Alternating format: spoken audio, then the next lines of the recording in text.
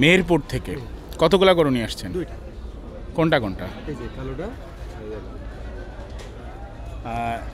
গরুগুলোর দাম কেমন চাচ্ছেন আপনি? গরুর দাম ওইটা 4.5 চাচ্ছি, এটা 7 চাচ্ছি। বাড়ির থেকে বিক্রি করেননি কেন?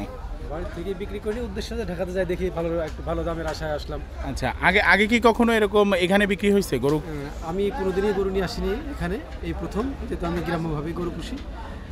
এটা শখের বসে তো পুষছি, এবার নিয়ে আসছি, দেখি কি অবস্থা। আচ্ছা আচ্ছা, তা এমনি কাস্টমার আসছে? অবশ্যই আসছে। দাম কেমন বলতেছে?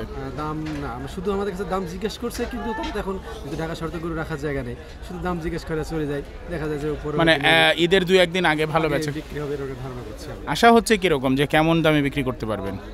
আমার তো মনে হচ্ছে যে, আশা করছি আমার যে মানুষ, মানে আমার যে টার্গেট ইনশাল্লাহ হবে। বাকিটা আল্লাহ পাকের। কি কি খাইয়েছেন?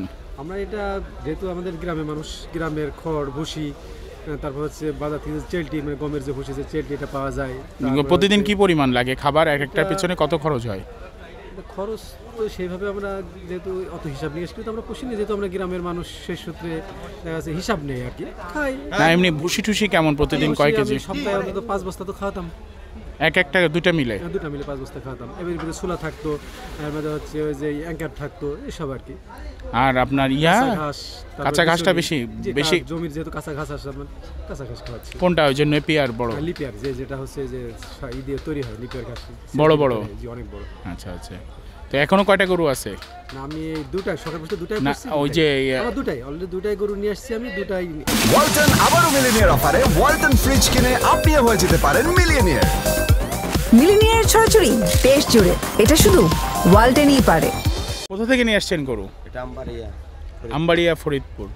আচ্ছা আচ্ছা, তো কতগুলো গরু নিয়ে আসছেন আপনারা? 13টা। 13টা। গতবার কতগুলো নিয়ে আসছিলেন? গতবার নিয়ে আসলাম 11টা। সবকটা বিক্রি হয়েছিল? হ্যাঁ। এখানে এই যে আপনাদের এই যে আপনারা যে জায়গাটা রাখেন, এটা কত আগে ভাড়া নেওয়া লাগে? এটা মোটামুটি 2 দিন আগে বা 3 দিন আগে এরকমভাবে বলে দেওয়া লাগে এখানে? আচ্ছা আচ্ছা, যদি এটা কীরকম ভাড়া পড়ে? মোটামুটি এটা সঠিক আমি জানি না, এটা সাথে মালিক জানে। আচ্ছা, গরু যা নিয়ে আসছেন তাতে আপনাদের কি টার্গেট? বিক্রি কি সব হয়ে যাবে ইনশাল্লাহ? দেখা যাক। এবার ক্রেতার সংখ্যা কেমন? এখন বর্তমানে কিছু একটা কম, আরও 3-4 দিন আছে, দেখা যাক কি হয়। আর বাজারের পরিস্থিতি বুঝে কি মনে হচ্ছে, দাম বাড়বে না কমবে? ইনশাল্লাহ বাড়ার আশা আছে। আচ্ছা, আপনাদের কি কেনা গরু নাকি পালা? আমাদের পালা গরু। সবই পালা গরু? 13টা গরুই পালা গরু। 13টা গরু। কি কি গরু নিয়ে আসছেন? এটা শাহিওয়াল আছে, দেশি আছে, আর একটা আছে ফ্রিজিয়ান আছে। ফ্রিজিয়ান, শাহিওয়াল, দেশি, তাই তো? দেশি, হ্যাঁ। আপনারা এদেরকে কি খেতে দিয়েছেন? এটা সবুজ ঘাস আর হচ্ছে এই শাল, তাই শাল খড়, এইগুলো। বাড়ির থেকে গরু বিক্রি না করার কারণ কি? দামি হয় নাই, পোষায় নাই, এই জন্য আমরা বড় সাইজ গরু, তো বড় সাইজ, গাও কম, এই জন্য দূরে নিয়ে আসি। কোন দিনের মধ্যে বিক্রি করার টার্গেট রয়েছে? মোটামুটি আর 2 দিনের ভিতর কোম্পানি ইনশাল্লাহ বিক্রি করার চিন্তা ভাবনা আছে। বিক্রি করার চিন্তা ভাবনা রয়েছে। দামি হইলে সারা দিন।